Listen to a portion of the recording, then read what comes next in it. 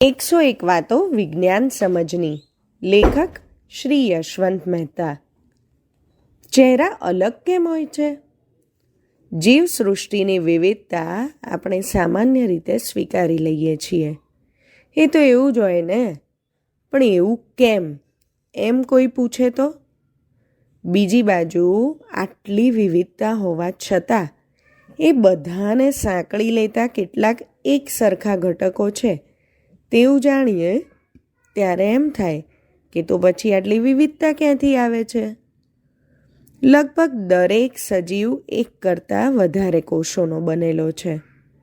અહીંથી બધા સજીવો વચ્ચેની એકતા શરૂ થાય છે. આ કોષની અંદરની આખી રચના અને તેના ઘટકોમાં પણ ગજબનું સામ્ય જોવા મળે છે.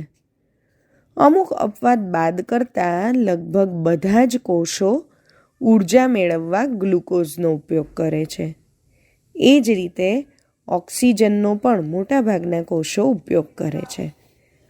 બધા જ કોષમાં નવા પ્રોટીન બને છે, જેનાથી આશ્ચર્યજનક વ્યવસ્થા સાથે કોષનું આખું તંત્ર ચાલે છે. પ્રોટીનનું ઉત્પાદન કરવા માટેની બારીક સૂચના પણ કોષ કેન્દ્રમાં ગોઠવાયેલા જનીનદ્રવ્ય જીન્સમાંથી મળે છે, જેને અંગ્રેજીમાં DNA કહે છે.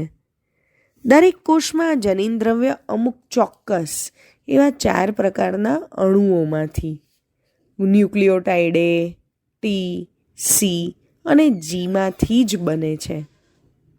આટલી હદ સુધીની જીવો વચ્ચે જો સમાનતા હોય તો પછી વિવિધતા ક્યાંથી આવે છે?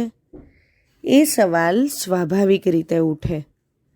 આના માટે દરેકના શરીરમાં પ્રોટીન કઈ રીતે બને છે તે સમજીએ. દરેક પ્રકારનું પ્રોટીન એમિનો એસિડમાંથી બને છે.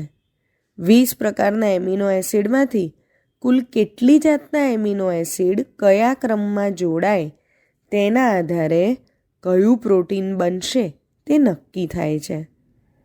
એમિનો એસિડની સાંકળથી બનતા પ્રોટીનમાં 100થી ઓછા કે ક્યારેક 50,000 એમિનો એસિડ પણ હોઈ શકે. જેમ એમિનો એસિડની ગોઠવણી બદલાય તેમ નવું પ્રોટીન બને. ગોઠવણીનો આ ક્રમ DNA એટલે કે જીન્સ નક્કી કરે છે. ઉદાહરણ તરીકે, જો આપણે એક જ મૂળાક્ષર ક વાપરીએ તો ફક્ત ક જ લખાય.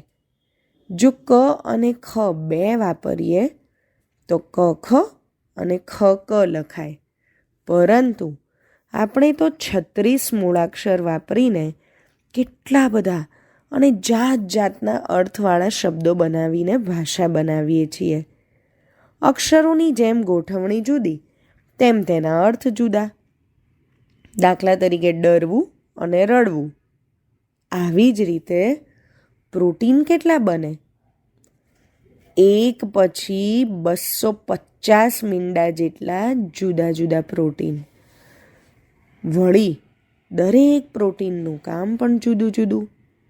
દેખીતી રીતે જીવસૃષ્ટિમાં અનંત પ્રકારના પ્રોટીન્સ હોઈ શકે, પરંતુ દરેક સજીવમાં નિશ્ચિત પ્રકારના જ પ્રોટીન્સ હોય છે. થોડાક અણુઓમાંથી અનંત પ્રકારના DNAના ક્રમ અને તેના થકી અનંત પ્રકારના પ્રોટીન્સ બને છે. આ જ સજીવોમાં જોવા મળતી વિવિધતાનો મૂળ સ્ત્રોત છે. વૈવિધ્યનો આ ઝરો એટલો તો ઊંડો અને વિશાળ છે કે વિપુલ પ્રમાણમાં વૈવિધ્ય જોવા મળે છે. મનુષ્યનો ચહેરો આંખો, ત્વચા, વાળ, સ્નાયુઓ અને હાડકાનો બનેલો છે. દરેકના રંગ, રૂપ, આકાર, ઘાટ વગેરે તેના કોષોમાં રહેલા જનીનદ્રવ્યમાંના DNAને આધારે નક્કી થાય છે.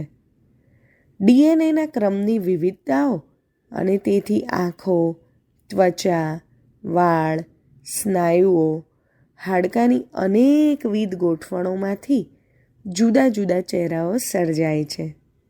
એટલે દરેક ચહેરો જુદો ના હોય તો નવાઈ લાગવી જોઈએ.